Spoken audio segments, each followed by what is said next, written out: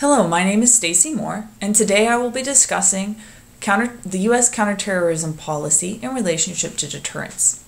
So why does the United States need a counterterrorism policy? It's pretty clear that there is a constant and enduring terrorism threat across the entire globe, affecting the United States and every other nation in the world. So what makes this threat deterrable? Well, I think there are three factors that play into the deterrability of terrorist groups. One would be their motivation, whether they are religious or politically motivated. Religious groups tend to choose targets nearly indiscriminately. They're not interested in playing to an earthly audience. However, a politically motivated terrorist group must consider the targets that it chooses and tends to target government and business type targets in order to keep from alienating the populace that they wish to win to their side in a political debate. This influences our ability to deter these terrorists because politically motivated terrorists have a stake in the political system and therefore would like to keep some of the status quo at least, whereas religiously motivated terrorist groups often do not. Another factor is whether or not the terrorist group has a state sponsorship. State-sponsored terrorist groups are those that have a state that backs them, provides them resources of some sort or another. State-sponsored terrorist groups tend to attack less often, but those attacks are often more deadly because of the resources they can draw from those state sponsors. However, they also seem to be slightly more easily deterred because the international community can put pressure on the states that sponsor them to influence their actions. Another major factor is whether or not terrorist groups hold territory. The territory is good for terrorists to hold because it allows them to have a safe haven, a place to train, and a place for their recruits to go. And it also gives them a base from which to launch attacks on neighboring territories. But terrorists with territory that they hold now have something that is at risk in a deterrent scenario. So it is helpful to consider those factors when we consider whether or not a terrorist threat can be deterred. The United States does use all of those factors when considering how to deter terrorism in its counterterrorism policy. However, the United States counterterrorism policy is primarily focused on Al-Qaeda and its affiliates groups, even though other threats exist. The United States uses two primary means to deter Al-Qaeda and other Islamist terrorist groups: deterrence by punishment and deterrence by denial. Deterrence by punishment is, of course, punishing a group after a terrorist attack has occurred to discourage that group and others like it from conducting similar attacks in the future. The United States most notably has used large-scale military attacks against Afghanistan and Iraq as a deterrence by punishment there. Most recently, because of resource constraints, smaller defense budgets, things of that nature, the United States has begun using drone attacks and special operations activities to punish terrorism and hopefully deter its use in the future. Another less resource-intensive method of deterring terrorism is to pursue legal options. The United States has frequently frozen the assets of those that it suspects or knows is financing terrorist activities. This also is a good tactic to take against states that sponsor terrorism, as the entire international community can put pressure on that state that's sponsoring terrorists to keep them from providing resources to the terrorists. Deterrence by denial is the other way that the United States primarily deters terrorism, and that's by placing protective measures, such as those that the Department of Homeland Security uses, screening methods, and providing physical protection to buildings, things of that nature. Additionally, the United States has started to implement a countering violent extremism plan that will hopefully reduce the pool of recruits for potential terrorist activities in the future. And the United States State Department does a very similar action outside of the United States by promoting democracy and using development programs to forward our goals. Other nations also have comprehensive counterterrorism strategies. The European Union uses a prevent, pursue, protect, and respond strategy for all its member states, and each of those states then decides how it will shape those pillars for its own cultural context. The EU primarily uses legal avenues and law enforcement to handle counterterrorism activities and has a strong countering violent extremism and outreach program to help integrate Muslim communities into their larger societies. Israel is also a Western nation with very similar values to the EU and the United States. However, they have taken a very different approach to countering terrorism and deterring terrorist activity.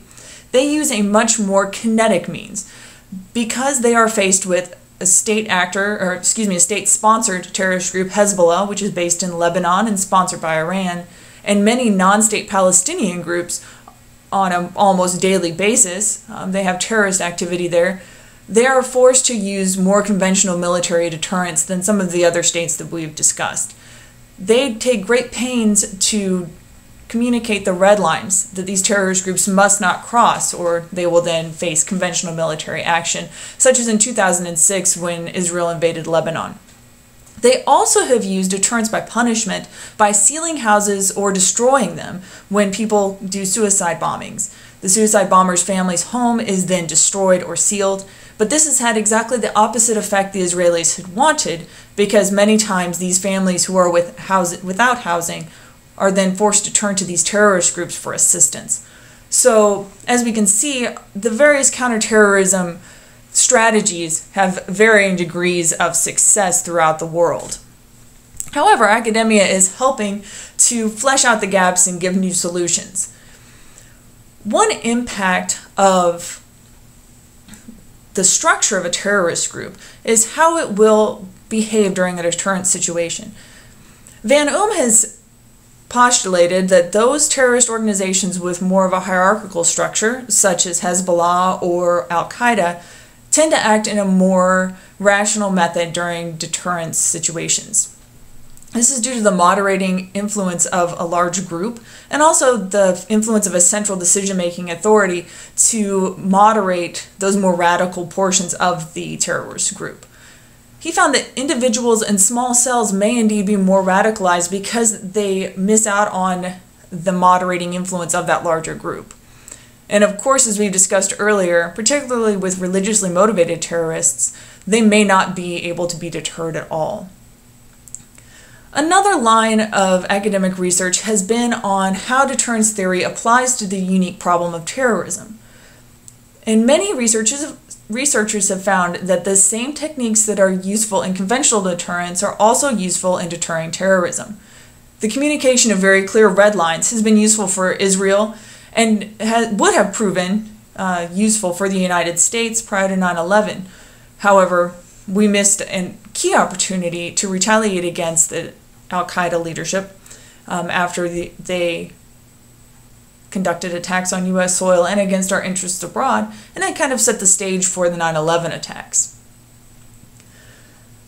Another key area of research is in the theory versus practice of deterrence in democratic societies. Many times deterrence by punishment is not acceptable to democratic populations. The idea that we might punish innocent civilians along with the terrorists that caused an attack is somewhat untenable to many of the nations that we spoke of. Additionally, it's important to democratic societies that laws be abided by, and thus the terrorist activities sometimes fall into that fuzzy area between civil law breaking and acts of war, and it's difficult for democratic societies to bridge that gap. Several researchers have forwarded theories that would allow for democratic societies to make additions to their laws or expand the authority of the military to deal with those types of problems. In the end, though, the United States can make some very simple changes to its counterterrorism strategy to maintain its relevance and its ability to deter terrorism. One of the key things that the United States must do is continue provisions for military action. It's very important that the United States maintain the capability to project a large-scale military force to deal with a very severe terrorist attack. Another thing the United States must continue to do is maintain its drone program and special operations. This allows us to maintain our credibility in the face of future terrorist attacks. Additionally, there are some less punitive ways for the United States to carry on its deterrence. This includes deterrence by denial, by creating resilient communities where U.S. population centers could resume to normal activities fairly shortly after an attack, thus making us a less attractive target. Another key portion of the United States counterterrorism strategy that needs to be refined is the countering violent extremism portion. The current countering violent extremism policy gives no one agency the authority to direct others and lacks funded programs. It makes a lot of suggestions, but doesn't actually give the policy any teeth. In order for this policy to be effective, someone must be held accountable for its execution, it must be broad and inclusive, and it must be funded so that it can be executed. If these policies are put into place, there's no reason to believe that the United States would not be successful in deterring most terrorism acts. Of course, deterrence is not something that will solve the problem of terrorism, but it will give us breathing room so that we can address the problems and underlying issues that lead people to turn to violence in the first place. Thank you very much.